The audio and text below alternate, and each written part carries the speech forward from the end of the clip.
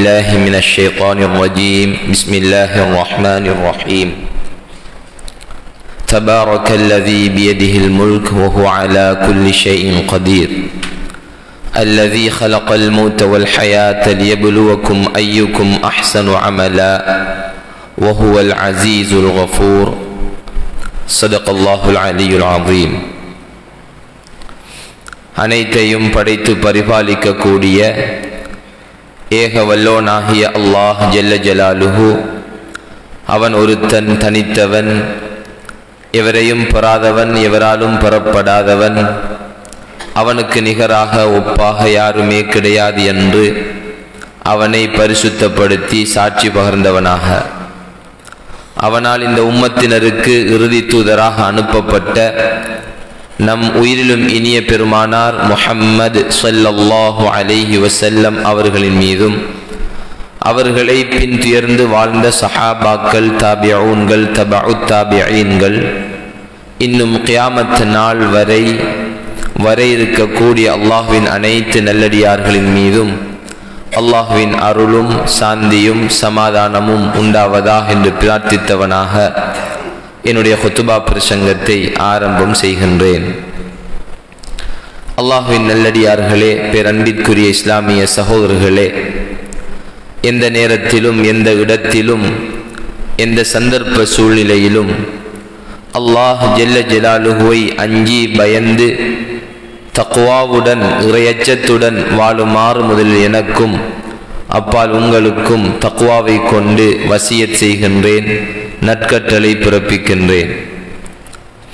கண்ணியமான அல்லாஹ்வின் நல்லடியார்களே, பேரன்பிற்குரிய இஸ்லாமிய சகோதரர்களே, அல்லாஹ் சுப்ஹானஹு தஆலா மனிதனை படைத்த நோக்கத்தை பற்றி அல் குர்ஆனில் சொல்லும் பொழுது வமா ஹலக்துல் ஜின்ன வல் இன்ஸ இல்லா லியஅ்புதூன், நான் மனிதர்களையும் ஜின்களையும் என்னை வணங்குவதற்காகவே அன்றி வேறு எதற்காகவும் படைக்கவில்லை என்பதாக சொல்கின்றான்.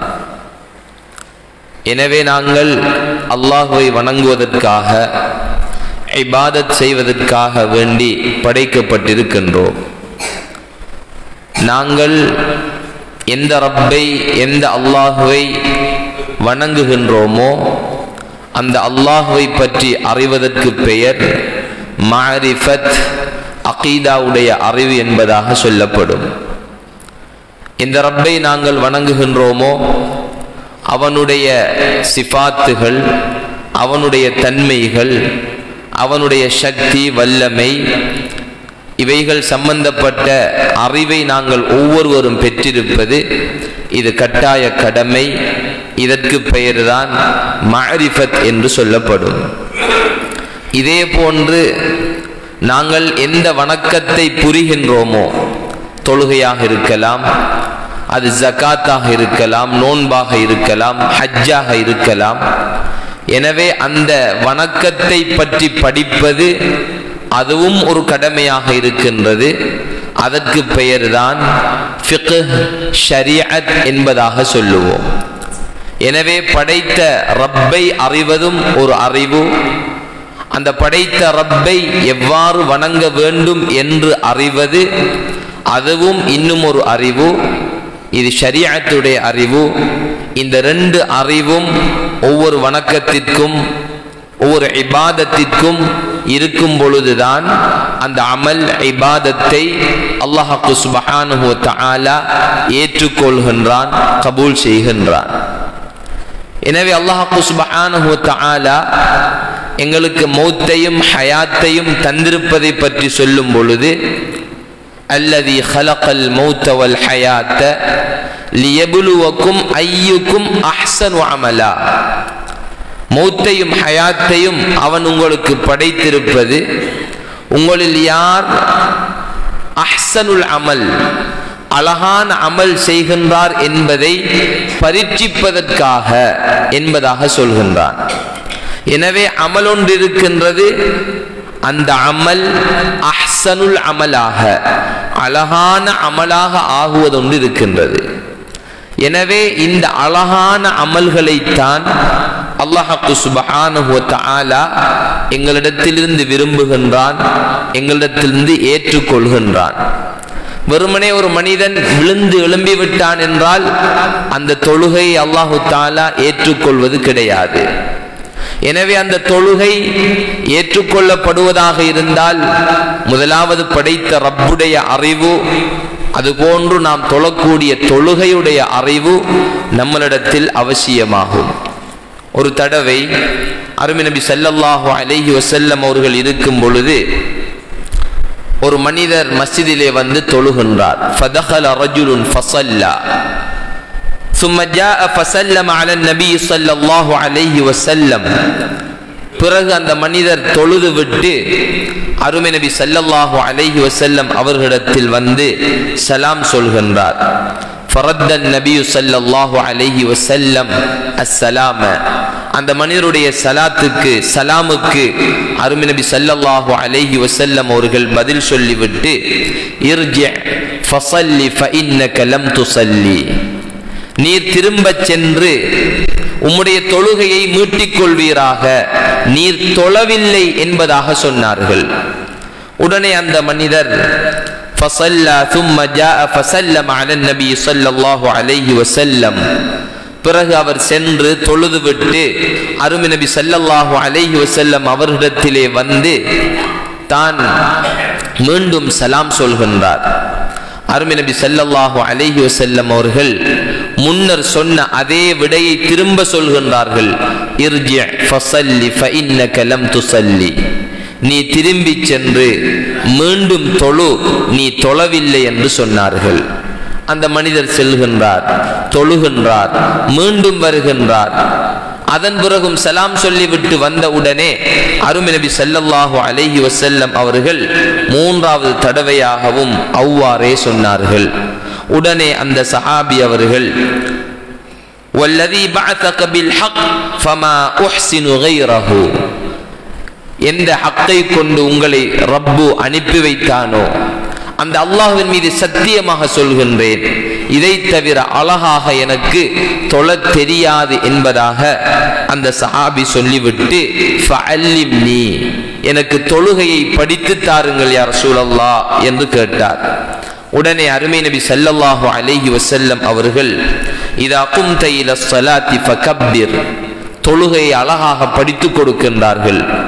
நீ தொழுகைக்காக வேண்டி எழுந்து நின்றால் அழகான முறையிலே தக்பீர் சொல். சும்ம க்ரா மா தயஸ்ஸர மஅக மினல் குர்ஆன், பிறகு குர்ஆனை நீ ஓது, சூரத்துல் ஃபாத்திஹாவை ஓது. சும்ம ர்கஅ ஹத்தா தத்மஇன்ன ராக்கிஅன், பிறகு நீ ருக்கூ செய், அந்த ருக்கூஇலே அமைதியாக இரு, ஆட்டமில்லாமல் அசைவில்லாமல் சென்ற உடனே எழுந்து விடாமல் ஒரு சுப்ஹானல்லாஹுடைய அளவுக்காவது அந்த ருக்கூஇலே நீ அமைதியாக இரு. சும்மர்ஃபா ஹத்தா தஅ்ததில காயிமன், பிறகு நீ ருக்கூஇலிருந்து எழுந்து நின்று நேராக நின்று அந்த ருக்கூ இஅ்திதாலை அழகாக செய். சும்மஸ்ஜுத் ஹத்தா தத்மஇன்ன சாஜிதன், பிறகு நீ சுஜூது செய், அந்த சுஜூதிலே அமைதியாக இரு. சும்மர்ஃபா ஹத்தா தத்மஇன்ன ஜாலிசன், பிறகு இருந்து அந்த இருப்பிலே அமைதியாக இரு. சும்மஸ்ஜுத் ஹத்தா தத்மஇன்ன சாஜிதன், பிறகு இரண்டாவது சுஜூத், அதை செய்துவிட்டு அதிலும் நீ அமைதியாக இரு. சும்ம ஃபஅல் ذلك في صلاتك كلها, பிறகு நீ உன்னுடைய முழு தொழுகையிலும் இவ்வாறு செய்து கொள் என்று இந்த தொழுகையை அருமை நபி ஸல்லல்லாஹு அலைஹி வஸல்லம் அவர்கள் படித்து கொடுத்தார்கள். கண்ணியமானவர்களே, சகோதரர்களே, நாங்கள் கேள்விப்பட்ட பார்த்த அதே தொழுகையைத்தான் இன்று வரை நாங்கள் தொழுது கொண்டிருக்கின்றோம். நாளை கியாமத்துடைய நாளையில் அல்லாஹு தஆலா ஏற்றுக்கொள்ளப்படாத தொழுகையை அப்படியே முகத்தில் சுருட்டி அடித்து விடுவான். இந்த தொழுகையில் எந்த பிரயோஜனமும் கிடையாது, நீ தொழவில்லை என்றே அல்லாஹு தஆலா சொல்லிவிடுவான். இது தொழுகைக்கு மாத்திரமல்ல, ஒவ்வொரு வணக்கத்திற்கும் தொழுகையை ஏற்றுக்கொள்ள மாட்டேன் என்று சொல்லும் ரப்பு உன்னுடைய ஹஜ்ஜையும் நான் ஏற்றுக்கொள்ளவில்லை என்று சொல்லிவிட்டால் நாம் செலவழித்த செலவழிப்பு, நாம் இந்த ஹஜ்ஜிக்காக செய்த முயற்சி, இவைகள் அனைத்துமே வீணாக போய்விடும்.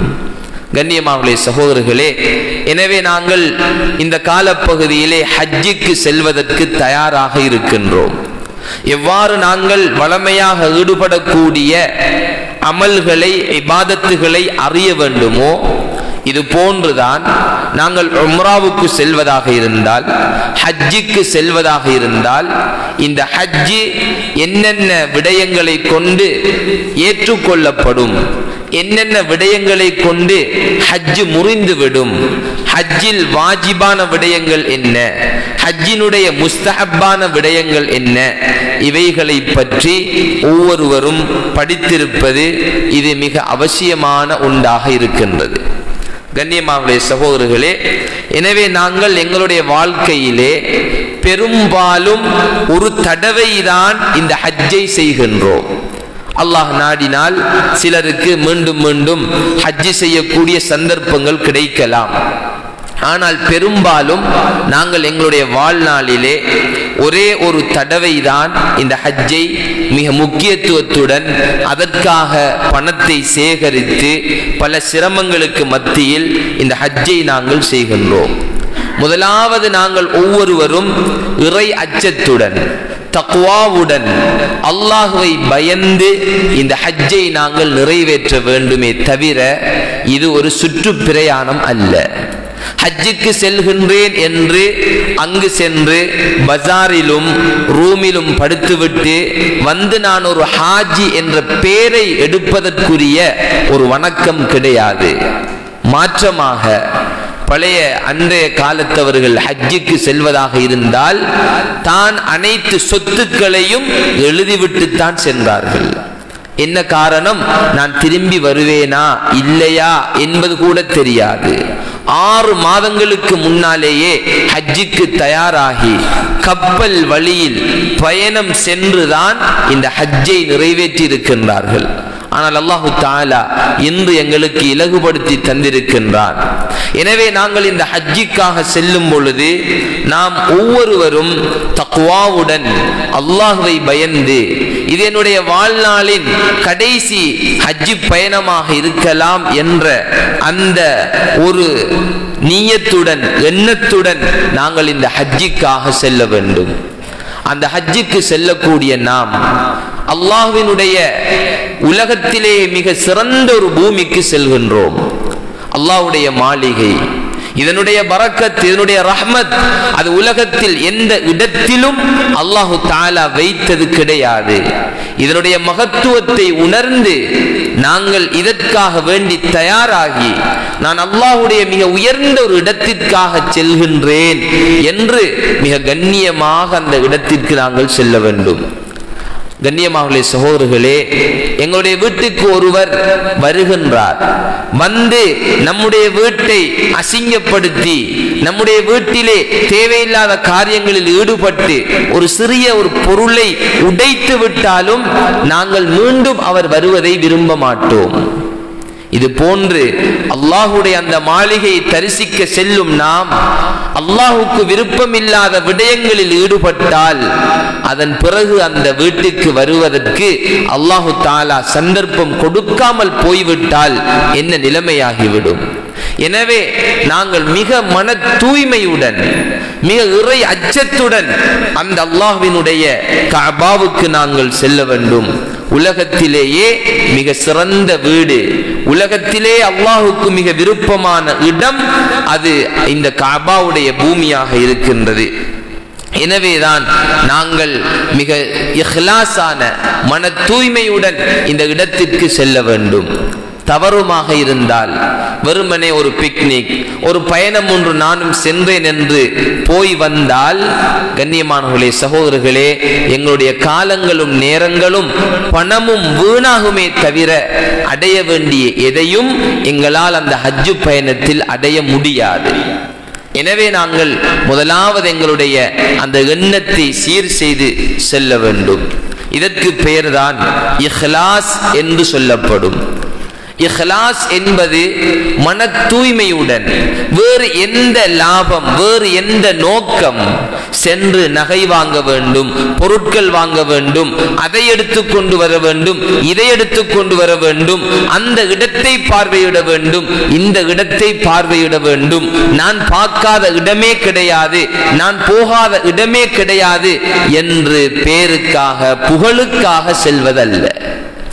வெறுமனே என்னுடைய ரப்புடைய பொருத்தம், என்னுடைய ரப்புடைய கட்டளை, அந்த கட்டளையை நிறைவேற்ற நான் செல்கின்றேன், இதை கொண்டு அல்லாஹ் என்னை பொருந்திக் கொள்ள வேண்டும் என்ற அந்த ஒரே ஒரு நியத்துடன் தான் இந்த ஹஜ் பயணத்தை நாங்கள் மேற்கொள்ள வேண்டும். எனவேதான் அல்லாஹ்விடத்தில் இந்த ஹஜ்ஜுக்கு செல்ல இருப்பவர்கள், யா அல்லாஹ் எனக்கு இஹ்லாஸை நசீபாக்கி விடு. எந்த ஒரு அமலும் அல்லாஹ்வுடைய திருப்பொருத்தம் நாடப்பட மாட்டாதோ அந்த அமலுக்கு எந்த கூலியும் கிடையாது. யாருக்காக, எந்த பேருக்காக, எந்த புகழுக்காக செய்யப்படுமோ அல்லாஹு தஆலா கியாமத்துடைய நாளையிலே அந்த அமலை அப்படியே சுருட்டி முகத்தில் அடித்துவிட்டு சொல்லுவான், இதை யாருக்காக நீ செய்தாயோ அவரிடத்தில் சென்று அதற்குரிய கூலிகளை வாங்கிக்கொள். கண்ணியமானவர்களே, சகோதரர்களே, இது ஹஜ்ஜிக்கு மாத்திரம் அல்ல, அது எந்த ஒரு சிறிய அமலாக இருந்தாலும் பெரிய அமலாக இருந்தாலும் அனைத்து அமல்களுக்கும் உரிய நிபந்தனை இதுதான். இதெல்லாம் அல்லாஹுக்காக என்ற ஒரே ஒரு நியத்துடன் மாத்திரம் செய்யப்படுமோ அந்த அமலை தான் அல்லாஹு தஆலா ஏற்றுக்கொள்கின்றான். இதற்கு பெயர்தான் இஹ்லாஸ், மன தூய்மை. என்னுடைய இந்த ஹஜ்ஜி அல்லாஹ் பொருந்திக் கொள்ள வேண்டும். ஒரு சிலர் எண்ணங்கள் ஏற்படலாம், பணம் இருக்கின்றது, இன்னும் ஹஜ்ஜுக்கு செல்லவில்லையா என்று அடுத்தவர்கள் எல்லாம் கேட்கின்றார்கள், இதிலிருந்து நான் தப்பிக்க வேண்டும் என்ற அப்படியான நியத்துகள், எண்ணங்கள் வந்தால் இதை உடனடியாக சரி செய்து கொள்ள வேண்டும். நான் இந்த அமலை செய்வது அல்லாஹுடைய ஒரே ஒரு திருப்பொருத்தம் மாத்திரம், அல்லாஹ்வுடைய கட்டளையை நிறைவேற்ற நான் என்னுடைய ஹஜ்ஜுக்கு செல்கின்றேன் என்று அந்த நியத்துடன் நாங்கள் செல்ல வேண்டும். கண்ணியமானவர்களே, சகோதரர்களே, இவ்வளவு பணத்தையும் இவ்வளவு காலங்களையும் நேரங்களையும் எடுத்துக்கொண்டு அந்த ஹஜ்ஜுக்கு செல்லக்கூடிய எங்களுக்கு ஷரீஅத் அழகான வழிமுறைகளை எப்படி இந்த ஹஜ்ஜிலே நடந்து கொள்ள வேண்டும், என்னென்ன முறையிலே எங்களுடைய ஹஜ்ஜை கழிக்க வேண்டும் என்று தெளிவாக சொல்லி இருக்கின்றது.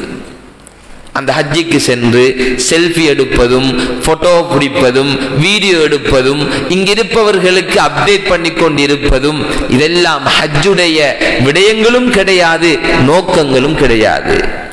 போனை திறந்தால் வாட்ஸ்அப்பிலும் அங்கும் இங்கும் நான் இவ்விடத்தில் இருக்கின்றேன், இந்த இடத்தை பார்த்து கொண்டிருக்கின்றேன், ஹஜ்ஜாஜிகள் இப்படி இருக்கின்றார்கள், செல்ஃபி, போட்டோ, இடங்களுடைய மகத்துவம், கண்ணியம் அப்படியே உள்ளங்களில் இருந்து எடுபட்டு விட்டன. உள்ளங்களில் இருந்து என்னுடைய மகத்துவமும் கண்ணியமும் அங்கு சென்றும் போனுடனும் காலங்களை நேரங்களை கழிப்பதாக இருந்தால் இந்த ஹஜ்ஜுடைய நிலைமை என்னவாக ஆகும்? எனவே நாங்கள் செல்லக்கூடிய இந்த ஹஜ் அல்லாஹ்விடத்திலே கபூல் செய்யப்படக்கூடிய, ஏற்றுக்கொள்ளப்படக்கூடிய ஒரு உயர்ந்த ஹஜ்ஜாக இருக்க வேண்டும். கண்ணியமானவர்களே, சகோதரர்களே, ஹஜ்ரத் அப்துல்லாஹ் இப்னு உமர் ரலியல்லாஹு அன்ஹு அவர்களிடம் இவ்வருடம் ஹாஜிகள் மிக அதிகமாக வந்துள்ளனர் என்று கூறப்பட்ட போது ஹாஜிகள் குறைந்து கொண்டு செல்கின்றார்கள் என்று சொன்னார்கள். அவரிடத்தில் சொல்லப்பட்டது சஹாபாக்களுடைய காலம்.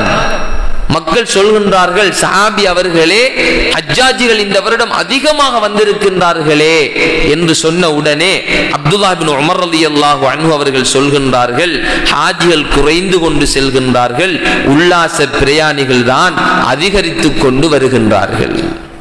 அந்த காலத்திலேயே அப்படி என்றால் தாபிஊன்களுடைய காலத்திலேயே ஹஜ்ஜுடைய நிலைமை அப்படி இருந்திருக்கின்றது என்றால் இன்றைய காலம் எப்படி இருக்கும்? கண்ணியமானவர்களே, சகோதரர்களே, ஒரு பிக்னிக், ஒரு ட்ரிப் அல்ல இந்த ஹஜ் என்று சொல்லுவது. அதனால் தான் ஹஜ்ரத் இப்னு உமர் ரலியல்லாஹு அன்ஹுமா அவர்கள் இந்த வார்த்தையை சொன்னார்கள். சொல்லிவிட்டு சொன்னார்கள், எளிய தோற்றமும் சாதாரண உடையும் உள்ள ஒருவரை கண்டால் இவர்தான் ஹாஜி என்று சொல்வார்களாம். ஒரு சாதாரண தோற்றத்துடன் எளிய ஆடையுடன் மிக கண்ணியமாக இறை அச்சத்துடன் தன்னை தாழ்த்தி கொண்டு எல்லா வணக்கங்களிலும் ஈடுபடக்கூடியவர்களை பார்த்துதான் இப்னு உமர் ரலியல்லாஹு அன்ஹுமா அவர்கள் சொல்வார்களாம், இவர்தான் ஹாஜி, இந்த மனிதர் தான் ஹாஜி என்று. கண்ணியமான சகோதரர்களே, முன்னோர்களில் ஒருவர் ஹஜ்ஜி செய்தார். அவர் அவருடைய கனவிலே காண்கின்றார், இரு மலக்குகள் வானத்திலிருந்து இறங்கி வருவதை. கனவில் 2 மலக்குகள் வானத்திலிருந்து இறங்கி வருகின்றார்கள். அவர்களில் ஒரு மலக்கு மற்ற மலக்கிடம் இந்த வருடம் எத்தனை பேர் ஹஜ்ஜி செய்தார்கள் என்று கேட்டார். மற்ற மலக்கு அதற்கு 6 லட்சம் பேர் ஹஜ்ஜி செய்தார்கள் என்று கூறினார். அதில் எத்தனை பேருடைய ஹஜ்ஜி கபூலாக்கப்பட்டது என்று கேட்க 6 பேருடைய ஹஜ் என்று சொன்னார். 6 லட்சம் பேருடைய ஹஜ்ஜில் 6 பேருடைய ஹஜ்ஜி தான் அங்கு கபூல் செய்யப்பட்டது என்று சொன்னார். கனவு கண்ட அந்த மனிதன் கவலையுடன் எழுந்து விட்டார். அடுத்த நாள் இது போன்று திரும்பவும் உறங்குகின்றார். 2 மலக்குகள் இறங்கி வருகின்றார்கள். இறங்கி வந்து ஒருவர் கேட்கின்றார். அதே போன்று பேசிக்கொள்ளும் பொழுது அப்போது ஒரு மலக்கு அந்த 6 பேரில் ஒவ்வொருவருக்கும் 1 லட்சம் பேர் கொடுக்கப்பட்டு 6 லட்சம் பேருடைய ஹஜ்ஜுகளும் கபூல் செய்யப்பட்டு விட்டன என்று மறுநாள் கனவில் காண்கின்றார். ஒரு மனிதருடைய இஹ்லாஸான ஹஜ்ஜி, அந்த ஹஜ்ஜிக்கு அல்லாஹு தஆலா அடுத்த 1 லட்சம் பேருடைய அவருடைய ஹஜ்ஜிகளும் ஏற்றுக்கொள்ளப்படுவதற்கு இந்த மனிதனுடைய ஹஜ்ஜை அல்லாஹ் காரணமாக ஆக்கி அந்த 6 பேருடைய இஹ்லாஸான ஏற்றுக்கொள்ளப்பட்ட ஹஜ்ஜை கொண்டு 6 லட்சம் பேருடைய ஹஜ்ஜிகளும் ஏற்றுக்கொள்ளப்பட்ட விடயத்தை அவர் கனவிலே காண்கின்றார். கண்ணியமானவர்களே, சகோதரர்களே, எனவேதான் அல்லாஹ் பாதுகாக்க வேண்டும். தொழுகை ஏற்றுக்கொள்ளப்படவில்லை, நோன்பு ஏற்றுக்கொள்ளப்படவில்லை, உன்னுடைய ஹஜ்ஜும் ஏற்றுக்கொள்ளப்படவில்லை என்று நாளை கியாமத்துடைய நாளையில் அல்லாஹ் எறிந்து விட்டால் இந்த ஹஜ்ஜுடைய உம்ரா பயணத்தினுடைய பிரயோஜனம் தான் என்ன? ஒவ்வொருவரும் அல்லாஹ்விடத்திலே ஹாஜிகளாக, அல்லாஹ்விடத்திலே ஏற்றுக்கொள்ளப்பட்ட ஒரு உண்மையான ஹாஜியாக ஆகுவதுதான் நம்முடைய அமல்கள், ஹஜ்ஜி, இபாதத் இவைகளை கொண்டு நோக்கம். பேரல்ல, புகழல்ல. அங்கு சென்று நேரங்களை காலங்களை வீணாக கழித்து விடக்கூடாது. எனவே உலமாக்கள் ஒருவருடைய ஹஜ்ஜின் போது என்னென்ன முறையில் நடக்க வேண்டும், எப்படியான எண்ணத்துடன் செல்ல வேண்டும், என்னென்ன விடயங்களை பேணிக்கொள்ள வேண்டும் என்று அழகாக படித்து தருகின்றார்கள். அதில் ஒன்றுதான் ஹஜ்ஜிக்கு செல்லக்கூடியவர் முதலாவது இஸ்திகாரா தொழ வேண்டும். நலவு நாடி தொழுதல். நான் ஹஜ்ஜிக்கு போகின்றேன், நியத்து வந்து விட்டது, அதற்குரிய வாய்ப்புகள் வசதிகள் இருக்கின்றன, நான் யாருடன் செல்வது, எந்த குரூப்புடன் செல்வது, யாருடைய குரூப்பை தெரிவு செய்து கொள்வது, இதை அல்லாஹ்விடத்தில் கேட்க வேண்டும். அல்லாஹ் அனைத்து நலவுகளையும் நன்மைகளையும் அறிந்தவன். எனவே இஸ்திகாரா செய்து அந்த ஹஜ்ஜிக்காக செல்லும் பொழுது அல்லாஹு தஆலா அதிலே மிகப்பெரிய ஒரு நலவை உண்டு பண்ணுகின்றான். அதுபோன்றுதான் இரண்டாவது ஹஜ்ஜுடைய சட்டதிட்டங்கள். ஹஜ்ஜுடைய ஷர்த் என்ன, ஹஜ்ஜுடைய ஃபர்ல் என்ன, ஹஜ்ஜுடைய வாஜிபுகள் என்ன, ஹஜ்ஜுடைய சுன்னத்துகள் என்ன, ஹஜ்ஜை முறிக்கக்கூடிய காரியங்கள் என்ன, இந்த விடயங்களை படிக்க வேண்டும். ஹஜ்ஜுடைய ஃபர்லும் தெரியாது, ஹஜ்ஜுடைய வாஜிபும் தெரியாது, ஹஜ்ஜை முறிக்கும் விடயங்கள் என்னென்று தெரியாவிட்டால் இவருடைய ஹஜ்ஜி எப்படி கூடும்? ஃபர்ல் இல்லாத ஹஜ் எப்படி கூடும்? ஷாஃபி மதுஹபிலே 2 ஒரே ஒரு அமலுக்கு தான் ஃபர்லுக்கும் வாஜிபுக்கும் வித்தியாசம். ஃபர்ல் என்றாலும் வாஜிப் என்றாலும் எல்லா அமல்களிலும் ஒன்றுதான். தொழுகையில் சூரத்துல் ஃபாத்திஹா ஓதுவது ஃபர்ல் அல்லது வாஜிப், ரெண்டுடைய கருத்தும் ஒன்று. ஆனால் ஹஜ்ஜில் மாத்திரம் இவை இரண்டுக்கும் இடையில் வித்தியாசம். ஃபர்ல் என்று சொல்வது வேறு, வாஜிப் என்று சொல்வது வேறு. எனவே இவைகளை தனித்தனியாக இவைகள் என்ன வித்தியாசம் என்று ஒரு ஹாஜி படித்திருக்க வேண்டும். அல்லது படித்த மனிதரையாவது தனக்கு அருகாமையில் வைத்துக் கொள்ள வேண்டும். ஒரு வீடு கட்டுவதாக இருந்தால் அறிவில்லாமல் நாங்கள் யாரும் அதை கட்ட மாட்டோம். ஒரு தொழில் செய்வதாக இருந்தால் இதனுடைய லாபம் எவ்வளவு, எதனால் நஷ்டமாகும், எப்படி நடந்து கொள்ள வேண்டும், எத்தனையோ பயிற்சிகளுக்கு பின்னால் தான் ஒருவர் ஒரு முதலாளியாக ஆகின்றார். ஹஜ்ஜுடைய வணக்கம் அதை நிறைவேற்றுவதாக இருந்தால் எனவே அந்த ஹஜ்ஜை பற்றிய அறிவு அவருக்கு இருக்க வேண்டும். ஏற்கனவே கூறியதை போன்று அந்த நீயத்தை சீராக்க வேண்டும். இஹ்லாஸ், மன தூய்மை. நான் செய்யும் இந்த ஹஜ்ஜி இது அல்லாஹுடைய திருப்பொருத்தம், இது அல்லாஹுடைய கட்டளையை நான் நிறைவேற்ற போகின்றேன். தன்னுடைய பாவங்கள், தான் இவ்வளவு காலமும் இருந்த விடயங்கள், இதற்கு முன்னால் நான் செய்த அனைத்து காரியங்களிலும் என்னென்ன தவறுகள் தப்புகள் இருக்கின்றனவோ இவைகளுக்கு முதலாவது தௌபா செய்ய வேண்டும். இந்த பாவங்களுக்கு அல்லாஹ்விடத்திலே உண்மையான தௌபா செய்து விட்டுத்தான் நாங்கள் ஹஜ்ஜுக்கு செல்ல வேண்டும். எனவே எங்களுடைய எல்லா தவறுகளுக்கும் பாவங்களுக்கும் தௌபா. இதில் ஒரு மிக முக்கியமான ஒரு தவறு தான் அடுத்தவர்களுக்கு செய்த அநியாயம். யாருடையாவது சொத்துக்களை அபகரித்திருந்தால், யாருடையாவது உரிமைகளுக்கு அநியாயம் செய்திருந்தால் இவைகளுக்கு மன்னிப்பு கேட்க வேண்டும். இவைகளுக்கு மன்னிப்பு கேட்டு அந்த மனிதன் மன்னிப்பு தந்தால்தான் அதனுடைய தௌபா ஏற்றுக்கொள்ளப்படும். அவருடைய பழைய காலத்தில் எல்லோருக்கும் அநியாயம் செய்தார். இப்பொழுது ஹஜ்ஜிக்கு திடீரென்று சென்று வந்து விட்டால் அவர் மன்னிக்கப்பட்டு விட்டார் என்று கருத்தல்ல. இவர் மக்களை அணுகி தான் செய்த அந்த தவறுகள் பாவங்களுக்கு அவர்களிடத்திலே தௌபா செய்து அவர்களிடத்திலே மன்னிப்பு கேட்டு அந்த மக்கள் மன்னிக்க வேண்டும். எனவேதான் அவர்கள் முதலாவது தௌபா செய்து கொள்ள வேண்டும். அதுபோன்று ஹஜ்ஜு பயணத்துக்கு தயாராகினால் 2 ரக்காத்துகள் தொழுது அல்லாஹ்விடத்திலே தன்னுடைய எல்லா காரியங்களையும் ஒப்படைக்க வேண்டும். நான் ஹஜ்ஜிக்கு செல்கின்றேன், எனக்கு உதவி செய். ஸலாத்துல் ஹாஜா 2 ரக்காத்துகள்.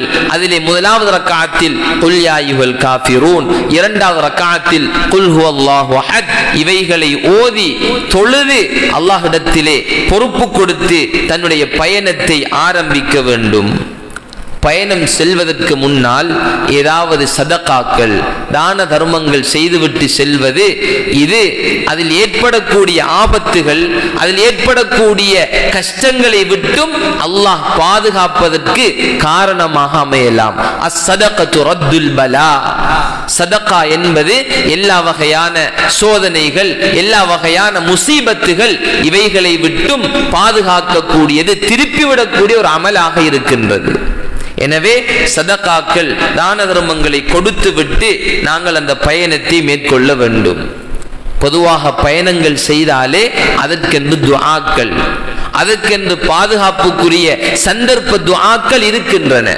இந்த துஆக்களை எல்லாம் ஓதிக்கொண்டு எங்களுடைய பயணத்தை நாங்கள் அமைத்துக் கொள்ள வேண்டும். அப்பொழுதுதான் அங்கு அல்லாஹுடைய பாதுகாப்பு, மலக்குமார்களுடைய பாதுகாப்பு, அல்லாஹுடைய பூர்த்தியான உதவி கிடைக்கும்.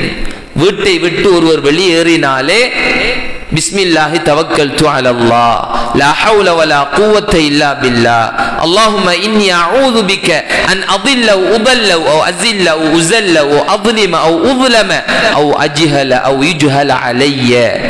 இந்த துஆவை ஓதிக்கொண்டு ஒருவர் வெளியேறுவாராக இருந்தால் அவருடைய தலைமாட்டிலே அல்லாஹு தஆலா ஒரு மலக்கை நியமிக்கின்றான். செல்லும் இடமெல்லாம் அவருடன் அந்த மலக்கு இருந்து கொண்டே இருப்பார். அவருக்கு முழுக்க முழுக்க திரும்பி வரும் வரை பாதுகாப்பு கொடுத்து கொண்டே இருக்கின்றார். எனவே இப்படியான இந்த துஆக்களை ஓதிவிட்டு அந்த பயணத்தை மேற்கொள்ள வேண்டும். போகும் பொழுது அலங்கார பொருட்கள், ஆடம்பர பொருட்கள் இவைகளை எல்லாம் குறைத்து எடுத்து செல்லாமல் ஒரு சாதாரண ஒரு மனிதனாக அந்த பயணத்தை மேற்கொள்ள வேண்டும். ஆடம்பர பொருட்கள் அது இது எதுவும் கொண்டு போவது கிடையாது. போகும் பொழுது அழகாக அந்த பயணத்தை அமைத்துக் கொள்ள வேண்டும். அந்த பயணத்தில் சில சிரமங்கள் கஷ்டங்கள் ஏற்படலாம். எல்லாரும் மனிதர்கள் தான், பல வகையானவர்கள் வருவார்கள். அது ஒரு இறை பயணம். எனவே அந்த பயணத்தில் வரும் சிரமங்கள் கஷ்டங்களை அதை மனது நொந்து விடாமல் அவைகளை பொறுத்து கொள்ள வேண்டும். அல்லாஹுக்காக அதை சகித்து கொள்ள வேண்டும். அது போன்றுதான் ஹஜ்ஜுக்கு சென்று விட்டோம். ஹஜ்ஜுடைய வணக்கங்கள் புரியும் பொழுது அவைகளை மிக மகத்துவத்துடன், அவைகளை ஒரு சடங்காக இல்லாமல் நான் செய்யக்கூடிய தவாஃப் என்றால் இந்த தவாஃப் இது ஏன் இந்த தவாஃப் செய்யப்படுகின்றது, அங்கு தொங்கோட்டம் ஓடும் பொழுது இது ஏன் இந்த தொங்கோட்டம், இது யாரை நினைவுபடுத்தி செய்யப்படுகின்றது, இவைகளுடைய மகத்துவத்தை அப்படியே உள்ளத்தில் வாங்கி இந்த வணக்கங்களில் ஈடுபட வேண்டும். அது போன்றுதான் ஃபர்லான தொழுகைகள் அங்கு மிக பேணுதலாக இமாம் ஜமாத்துடன் ஒரு ரக்காத்துகள் கூட விடுபட்டு விடாமல் மிக பேணுதலாக செய்ய வேண்டும். ஹஜ்ஜுக்கு சென்று வரக்கூடியவர்களுடைய கார்குசாரிகள் அவர்கள் வந்து சொல்லும் தகவல்களை கேட்டால் இரத்த கண்ணீர் வடிக்க வேண்டும். அங்கும் சென்றும் புறம், அங்கும் சென்றும் அடுத்தவர்களை பற்றி பேசுவதும், அடுத்தவர்களை பற்றி கதைப்பதும், அவனை பார்ப்பதும் இவனை பார்ப்பதும், இப்படியாகவே இந்த ஹஜ்ஜுடைய வணக்கம் வீணடிக்கப்படுகின்றது. பரலான தொழுகைகள் எல்லாம் இருக்கும் ரூம்களிலும் ஹோட்டல்களிலும். இப்படியாக இருந்தால் இவ்வளவு செலவழித்து ஏன் செல்ல வேண்டும்? எனவே மகத்துவத்துடன் மிக கண்ணியமாக குறைந்தது ஃபர்லான தொழுகைகளையாவது அந்த இடத்திலே மிக பேணுதலாக தொழ வேண்டும். மக்காவிலே மஸ்ஜிதுல் ஹராமில் ஒரு ரக்காத்துகள் தொழுகின்றார் என்றால் 1,00,000 நன்மைகள் கிடைக்கின்றன. மஸ்ஜிது நபவியில் தொழக்கூடிய ஒரு தொழுகைக்கு சாதாரண தொழுகையை விட 1000 மடங்கு நன்மை கிடைக்கின்றன. மக்காவிலும் மதீனாவிலும் தொழுவதற்குரிய கூலிகள். எனவே இவைகளுக்குரிய கூலிகளையும் பெறுமதிகளையும் விளங்கி அங்கே நம்முடைய தொழுகைகளை நாங்கள் மேற்கொள்ள வேண்டும். அது போன்றுதான் அங்கே அருமை நபி ஸல்லல்லாஹு அலைஹி வஸல்லம் அவர்களுடைய ஜியாரத், அவர்களுடைய அந்த கண்ணியமான கபர் இருக்கின்றது. அதை கட்டாயம் நாங்கள் தரிசிக்க வேண்டும். தரிசிக்கும் பொழுது அருமை நபி ஸல்லல்லாஹு அலைஹி வஸல்லம் அவர்களின் மீது ஸலவாத்து சொல்ல வேண்டும். அந்த பூமி அருமை நபி ஸல்லல்லாஹு அலைஹி வஸல்லம் அவர்களும் சஹாபாக்களும் நடமாடிய பூமி. இமாம் மாலிக் ரஹ்மத்துல்லாஹி அலைஹி அவர்கள் மதீனாவுக்கு நுழைந்து விட்டார்கள் என்றால் தன்னுடைய 2 செருப்புகளையும் கலட்டி விடுவார்கள். அருமை நபி ஸல்லல்லாஹு அலைஹி வஸல்லம் அவர்களும் சஹாபாக்களும் நடமாடிய இந்த பூமியிலே நான் எப்படி செருப்பணிவது என்று கேட்பார்களாம். அவ்வளவு மகத்துவமான ஒரு கண்ணியமான இடம்தான் இந்த கஅபாவுடைய பூமி. எனவேதான் இந்த ஹஜ்ஜுடைய பயணம் இது ஒரு சாதாரண பயணமாக வீணாகிவிடக் கூடாது. எந்த அளவுக்கு எங்களால் நஃபிலான தொழுகைகள் தொழ முடியுமோ போட்டி போட்டு முஹாவுடைய 8 ரக்காத்துகள், தஹஜ்ஜுடைய 8 ரக்காத்துகள், வித்ருடைய 11 ரக்காத்துகள், துஹாவுடைய தொழுகை, இவைகளுக்கு முக்கிய கவனம் கொடுத்து அந்தந்த நேரங்களில் தொழுது கொள்ள வேண்டும். ذிக்ர், இஸ்திக்ஃபார், தௌபா, இவ்வளவு காலமும் நாங்கள் செய்த பாவங்கள், அநியாயங்கள், அட்டூழியங்கள் அந்த இடத்திலே கண்ணீர் வடித்து அல்லாஹ்விடத்திலே மன்னிப்பை பெற வேண்டும். காபாவுடைய பூமிக்கு சென்று அடைந்து முதலாக காபத்துல்லாவை பார்க்கும் பொழுது எந்த துஆ செய்யப்படுகின்றதோ அந்த துஆவை அல்லாஹ் ஏற்றுக்கொள்கின்றான். உலகத்திலே 3 பொருட்களை பார்ப்பதற்குத்தான் கூலி. தாயுடைய முகத்தை பார்த்தாலும் நன்மை, அல் குர்ஆனை பார்த்தாலும் நன்மை, காபத்துல்லாவை பார்த்தாலும் நன்மை. காபத்துல்லாவை முதல் முறை வாழ்நாளில் பார்க்கும் பொழுது கேட்கும் துஆ மறுக்கப்பட மாட்டாது. எனவே எப்பொழுது இந்த காபாவை நம்முடைய கண் காண்கின்றதோ ஜாமிஉத் துஆ, அனைத்து துஆக்களினுடைய பொருள்களையும் உள்ளடக்கிய ஒரு துஆ தான் இந்த துஆ. ரப்பனா ஆத்தினா ஃபித் துன்யா ஹஸனா, யா அல்லாஹ் இந்த உலகத்தில் எனக்கு நலவை தந்து விடு, வஃபில் ஆகிரத்தி ஹஸனா, யா அல்லாஹ் மறுமையிலும் எனக்கு நலவை தந்து விடு. வகினா அஸாபன் நார், யா அல்லாஹ் எல்லா பாவங்களை விட்டும் என்னை நரகை விட்டும் நெருப்பை விட்டும் பாதுகாத்து விடு.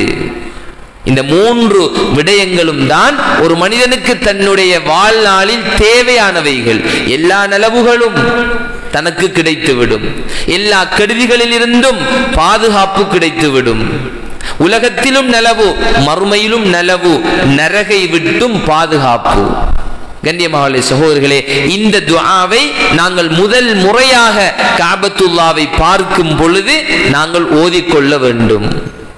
எனவே இப்படியாக இந்த காபாவுடைய பூமியை முதலாக தரிசிக்கும் பொழுது இந்த துஆக்களை ஓதி அல்லாஹ்வினுடைய அன்புடன் அருளுடன் அவனை நாங்கள் அந்த இடத்தை தரிசித்து விட்டு வருவதற்கு பெயர்தான் ஹஜ்ஜி.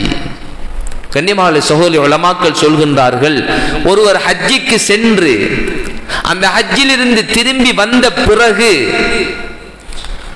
அவருடைய வாழ்க்கையில் மாற்றங்கள் ஏற்படவில்லை என்றால் இவருடைய ஹஜ்ஜி கபூலியத் கிடையாது. வந்த பிறகும் பழைய குருடி கதவை திரடி போன்று அதே மாதிரி வாழ்க்கை, தன்னுடைய வாழ்க்கையில் எந்த மாற்றமும் கிடையாது என்றால் அந்த ஹஜ்ஜின் மூலம் இவர் பலன் பெறவில்லை. அருமை நபி ஸல்லல்லாஹு அலைஹி வஸல்லம் அவர்கள் சொன்னார்கள், அல் ஹஜ்ஜுல் மப்ரூர், ஒரு ஏற்றுக்கொள்ளப்பட்ட ஹஜ்ஜி அதற்குரிய கூலி சுவனத்தை தவிர வேறு எதுவுமே கிடையாது. ஏற்றுக்கொள்ளப்பட்டதற்குரிய அடையாளமாக உலமாக்கள் சொல்கின்றார்கள், திரும்ப திரும்ப அந்த காபாவுடைய பூமிக்கு செல்ல கிடைப்பது. ஒரு ஹஜ்ஜி செய்துவிட்டு வந்தார், திரும்ப உம்ராவுக்குரிய சந்தர்ப்பம், திரும்ப ஹஜ்ஜுக்குரிய சந்தர்ப்பம், ஒரு அமல் கபூல் செய்யப்பட்டதற்குரிய அடையாளம் மீண்டும் அந்த அமலை, இன்னும் ஒரு அமலை செய்வதற்குரிய சந்தர்ப்பத்தை அல்லாஹ் கொடுப்பது. எனவே கண்ணியமானவர்களே, சகோதரர்களே, பெருமதியாக இந்த ஹஜ்ஜுடைய பயணத்தை நாங்கள் ஒவ்வொருவரும் கழிக்க வேண்டும். அது போன்றுதான் ஊரில் இருக்கக்கூடிய நாங்கள் இந்த ஹஜ்ஜுடைய மாதத்தை அடைந்து விட்டோம் என்றால் அதற்கும் அழகான வழிகளை அல்லாஹு தஆலா எங்களுக்கு காட்டித் தருகின்றான். பூமியிலேயே மிக விருப்பத்துடன் அல்லாஹ்வுக்கு இபாதத் செய்யப்படக்கூடிய காலம் துல் ஹிஜ்ஜாவுடைய ஆரம்ப 10 நாட்களும் மிக பெருமதியான நாட்கள். அதிலே அருமை நபி ஸல்லல்லாஹு அலைஹி வஸல்லம் அவர்கள் 9 நாட்களும் நோன்பு பிடித்திருக்கின்றார்கள். அதில் குறிப்பாக அரஃபாவுடைய தினத்திலே மிக விசேஷமாக நோன்பு நோற்றிருக்கின்றார்கள். அரஃபாவுடைய நாளில் நோக்கப்படக்கூடிய நோன்புக்குரிய கூலிதான் அவருடைய சென்ற வருடத்தினுடைய பாவமும் அவர் இருக்கக்கூடிய வருடத்தினுடைய பாவம், 2 வருடங்களினுடைய பாவங்களுக்கு அந்த நோன்பு குற்ற பரிகாரமாக ஆகிவிடுகின்றது. கண்ணியமான சகோதரர்களே, இரவிலும் பகலிலும் முழு காலங்களிலும் வணக்கம் ஒரு மாத காலம் அல்லாஹ்வுக்கு விருப்பமானது அது ரமலானுடைய காலம். அது போன்று பகல் நேரங்களில் அல்லாஹ்வுக்கு உலகத்திலேயே மிக விருப்பமான காலம்தான் இந்த துல் ஹிஜ்ஜாவுடைய 10 நாட்கள். அது போன்று அந்த 10 நாட்களினுடைய இரவுகள், வல் ஃபஜ்ர் வலயாலின் அஷ்ர், அல்லாஹு தஆலா சத்தியமிட்டு சொல்லக்கூடியவைகளில் இந்த துல் ஹிஜ்ஜாவுடைய 10 நாட்களும் இருக்கின்றன. எனவே இந்த 10 நாட்களையும் இன்ஷா அல்லாஹ் நாங்கள் அடைய இருக்கின்றோம். இதை எவ்வளவு பெருமதியாக, சில நேரம் ரமலானில் அமல்கள் இபாதத்துகளில் குறை ஏற்பட்டிருக்கலாம். எனவே இதை சந்தர்ப்பமாக பாவித்துக் கொள்வோம். அதற்குத்தான் உலமாக்கள் சில ஹதீஸ்களை வைத்து அருமை நபி ஸல்லல்லாஹு அலைஹி வஸல்லம் அவர்கள் 9 நாட்களும் இதில் நோன்பு நோற்றிருக்கின்றார்கள். எனவே நோன்பு பிடிப்பது அது ஒரு சுன்னா என்பதாக சொல்கின்றார்கள். துல் ஹிஜ்ஜாவுடைய ஆரம்ப 10 நாட்களும் நோன்பு பிடிப்பது, இஸ்திக்ஃபாரில், விக்ரில், துஆக்களில், தௌபாவில் இந்த 10 நாட்களையும் நாங்கள் கழித்துக் கொள்வது. கண்ணியமான சகோதரர்களே, அது போன்றுதான் துல் ஹிஜ்ஜாவுடைய காலத்திலே மிக முக்கியமான ஒரு அமல் தான் குர்பானியுடைய அமல். இப்பிருந்தே நாங்கள் அதற்கு தயாராக வேண்டும். அதனால் தான் இந்த குத்துபாவிலே அதை ஞாபகப்படுத்துகின்றேன். எவ்வளவு பணங்களை செலவழிக்கின்றோம், எவ்வளவு பணங்களை நாங்கள் வைத்தியத்துக்கு செலவு செய்கின்றோம். உலமாக்கள் சொல்கின்றார்கள், யார் குர்பானி கொடுக்கின்றாரோ, யார் இந்த குர்பானியை சரியாக கொடுக்கின்றாரோ, பெரும் பெரும் ஆபத்துகள், நோய்கள் அவர்களை தீண்டாது. பெரியோரு விபத்தில் மாட்டி இருப்பார், வாகனம் சுக்குநூறாக இருக்கும், ஆனால் உடலில் ஒரு கீறல் கூட இருக்க மாட்டாது. அது இந்த குர்பானியுடைய அமலை கொண்டு அல்லாஹ் பாதுகாக்கின்றான். கியாமத்துடைய நாளையில் இவர் அறுத்த ஆட்டினுடைய, மாட்டினுடைய, ஒட்டகத்தினுடைய அனைத்து கழிவுகளுடனும் அல்லாஹு தஆலா தராசிலிட்டு அந்த குர்பானியை நிறுப்பான். அதனுடைய உடலில் எவ்வளவு ரோமம் இருக்குமோ அந்த அளவுக்கு அவருடைய பாவங்கள் எல்லாம் மன்னிக்கப்பட்டு விடும். மிக பெருமதியான ஒரு வணக்கம் தான் இந்த உதுஹியா என்று சொல்லப்படக்கூடிய இந்த குர்பானி. எனவே வரும் குத்துபாக்களில் உலமாக்கள் பேசுவார்கள் குர்பானியுடைய ஷர்த்துகள், நிபந்தனைகள், அது எப்பொழுது கடமையாகும். ஆனால் ஒவ்வொருவரும், ஒவ்வொரு குடும்பத்தினரும் குறைந்தது எங்களுடைய கரங்களினால் குர்பானி நாங்கள் கொடுக்க வேண்டும். ஒரு பங்கிலாவது இயலாதவர்கள் 7 பேர்கள் சேர்ந்து ஒரு மாட்டை, நம்முடைய நாட்டிலே ஒட்டகம் கிடையாது, ஒரு மாட்டை 7 பேராவது சேர்ந்து நாங்கள் பங்கிடத்தான் வேண்டும். ஒரு 15, 20, 25,000, 30,000 ரூபாய்க்குள் ஒரு பங்கில் சேர்ந்து விடலாம். எனவே குறைந்தது பேருக்காக அல்ல, நானும் குர்பானி கொடுத்தேன் என்ற அந்த பேர் புகழுக்கல்ல. லை யனால அல்லாஹ லுஹூமுஹா வலா திமாஉஹா வலாக்கி யனாலுஹு தக்வா மின்கும். நீங்கள் அறுக்கக்கூடிய மாட்டினுடைய, ஒட்டகத்தினுடைய, ஆட்டினுடைய இரத்தமோ அதனுடைய மாமிசங்களோ அல்லாஹ்வை வந்தடைவது கிடையாது. வலாக்கி யனாலுஹு தக்வா மின்கும். உங்களுடைய எண்ணம் யாருக்காக அறுக்கப்படுகின்றன, ஏன் அறுக்கப்படுகின்றன, இந்த நியத்தை தான் அல்லாஹ் பார்க்கின்றான். இதுதான் அல்லாஹ்விடத்தில் வருகின்றன என்று அல்லாஹ் தெளிவாக சொல்லிவிட்டான். எனவே இது ஒரு முக்கியமான சுன்னா. பெருநாளுடைய தினத்தில் அல்லாஹ்விடத்திலே மிக பெருமதியான அமல் இரத்தம் ஓட்டக்கூடிய அமல் என்று அருமை நபி ஸல்லல்லாஹு அலைஹி வஸல்லம் அவர்கள் சொன்னார்கள். எனவே இந்த குர்பானியை ஒவ்வொருத்தரும், நாங்கள் ஏழைகள் பணக்காரர்கள் என்ற வித்தியாசம் இல்லாமல் நாங்கள் ஒவ்வொருத்தரும் முடிந்த அளவுக்கு இந்த குர்பானியிலும் பங்கெடுப்போம். எனவே கண்ணியமானவர்களே, சகோதரர்களே, 2 கூட்டத்தினர் இந்த இடத்தில் இருக்கின்றோம். ஒன்று ஹஜ்ஜுக்கு செல்லக்கூடியவர்கள். மொத்த ஊரில் ஒரு கணக்கெடுத்து பார்த்தோம், கிட்டத்தட்ட ஒரு 25 பேர் ஹஜ்ஜுக்கு செல்ல இருக்கின்றார்கள். இன்ஷா அல்லாஹ் அவர்களுக்குரிய வழிகாட்டல் நம்முடைய இந்த மஸ்ஜிதுர் ரஹ்மானிலே ஞாயிற்றுக்கிழமை 9 மணிக்கு இன்ஷா அல்லாஹ் கணவன் மனைவி 2 பேருக்கும், பெண்களுக்கு திரைக்கு அப்பால் ஆண்களையும் வைத்து ஹஜ்ஜில் எப்படி நடந்து கொள்ள வேண்டும் என்ற அழகான வழிகாட்டல் செய்யப்பட இருக்கின்றன. இது ஒவ்வொரு மஸ்ஜிதுடைய நிர்வாகமும் இந்த விடயத்தில் கவனம் செலுத்தி ஹஜ்ஜுக்கு செல்லக்கூடியவர்களுடைய அந்த ஹஜ்ஜி கபூலியத்துக்கு அவர்கள் காரணமாக இருக்க வேண்டும். எனவே இன்ஷா அல்லாஹ் இந்த நிகழ்ச்சியில் எல்லோரும் கலந்து கொள்ள வேண்டும்.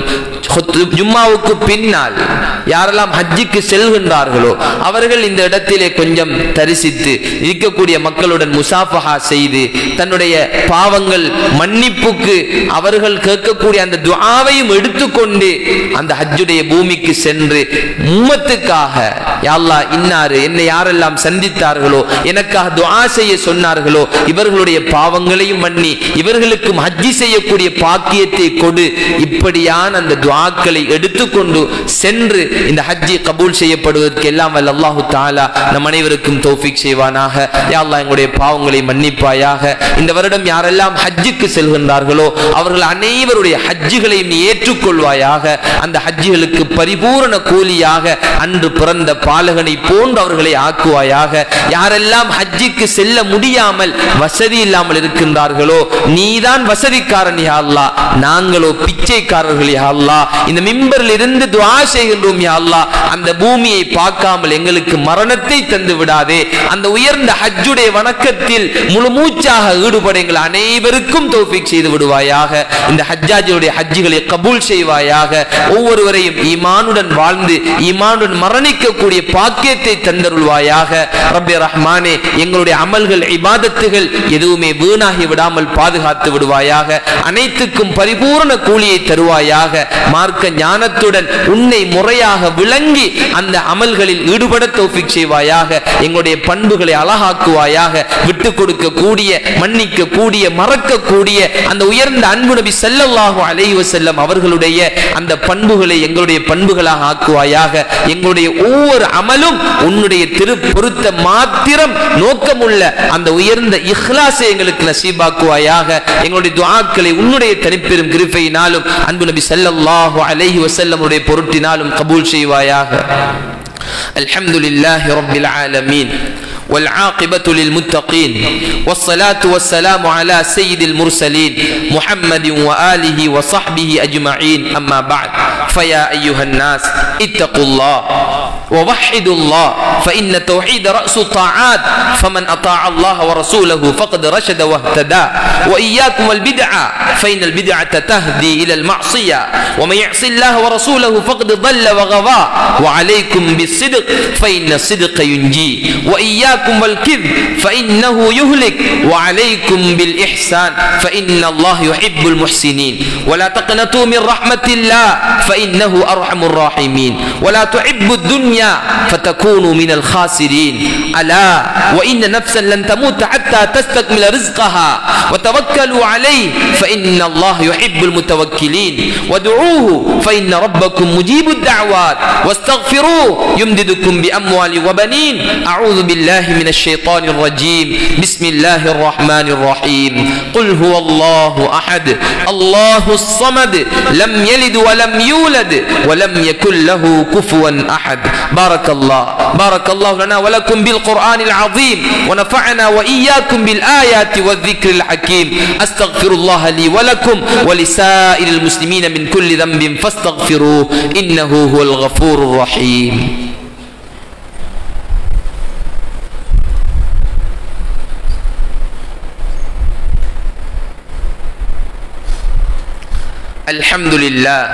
الحمد لله الذي أرسل الأنبياء ذوي الفطانة والتبليغ والصدق والأمانة. وأشهد أن لا إله إلا الله وحده لا شريك له، وأشهد أن سيدنا محمدا عبده ورسوله. اللهم صل على محمد وعلى آل محمد. أما بعد، فيا أيها الناس، أوصيكم ونفسي أولا بتقوى الله. إن الله وملائكته يصلون على النبي، يا أيها الذين آمنوا صلوا عليه وسلموا تسليما. وقال النبي صلى الله عليه وسلم: أرحم أمتي بأمتي أبو بكر، وأشدهم في أمر الله عمر، وأصدقهم حياء عثمان، وأقضاهم علي، وسيد شباب أهل الجنة الحسن والحسين، وسيدة نساء أهل الجنة فاطمة رضي الله عنهم ورضوا عنه. اللهم ارض عن أمهات المؤمنين والمهاجرين والأنصار، وعن الصحابة أجمعين، والتابعين لهم ومن تبعهم بإحسان إلى يوم الدين. اللهم اغفر للمؤمنين والمؤمنات والمسلمين والمسلمات الأحياء منهم والأموات، إنك قريب مجيب الدعوات. اللهم أعز الإسلام والمسلمين، وأذل الشرك والكفرة واليهود والنصارى والمشركين، ودمر أعداء الدين، فانصرنا على القوم الكافرين. اللهم إنا نجعلك في نحورهم ونعوذ بك من شرورهم. اللهم احفظ الإسلام والمسلمين في كل مكان، خاصة في فلسطين، برحمتك يا أرحم الراحمين. إن الله يأمر بالعدل والإحسان وإيتاء ذي القربى، وينهى عن الفحشاء والمنكر والبغي، يعظكم لعلكم تذكرون. ولذكر الله أكبر، والله يعلم ما تصنعون.